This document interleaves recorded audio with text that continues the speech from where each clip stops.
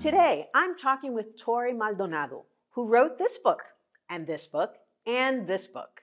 So welcome, Tori. I'm so glad that you're here with me today. What have you got for me today? The book that I brought, I'm so happy to share with the world, is Each Kindness by Jacqueline Woodson. This book touches my heart for lots of different reasons. It really reminds us that with our two hands, we can withhold or we could share kindness. And this book reminds me of me, but it also reminds me of what I've seen kids go through over the 30 years that I've been teaching. What made you say, this is the book?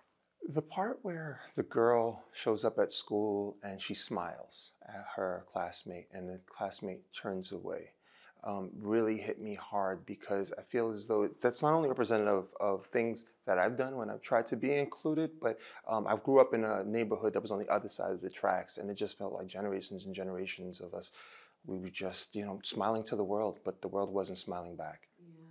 What were you like as a kid? Where did you grow up? And really what I'm interested in is, what was your relationship to books back then? I grew up in a book desert. I don't know if it was intentional, but it definitely was structural, that all of the books in schools, but also in the libraries, were whitewashed. So I would look at books as a mirror, but I didn't see myself reflected. And what it really did to me was it made me feel like books didn't love me, so I didn't love books. And at a very early age, I unplugged, but I never unplugged from the love of stories. And that's why I'm here with you.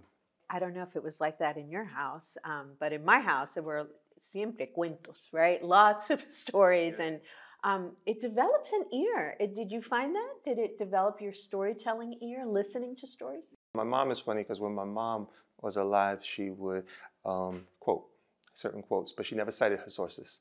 And she always quote this quote. And I thought it was her until I got older, and I said, Ma.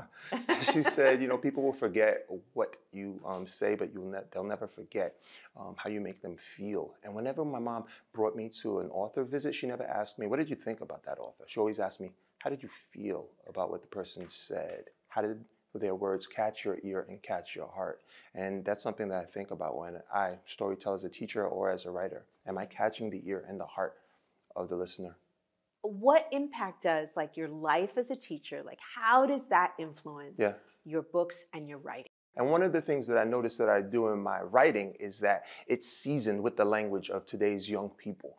And that's one of the reasons why young people who tell me they're allergic to books, they say they read my book on a train ride, and then they want to devour the next book. You write short and tight, yes. as one of your titles. So talk to me about that, that choice. That isn't by accident. I've heard you say some things about it, but talk to me about it now. I always feel like my mom is, on my shoulder, and she's saying things to me. And one of the things that she taught me to do was kiss. And whenever I tell my young people, my young students, I say, I'm going to teach you how to kiss, they go, ew! And they got those faces where they say, I want to go tell my mother, this guy is, ooh. I'm calling. Right?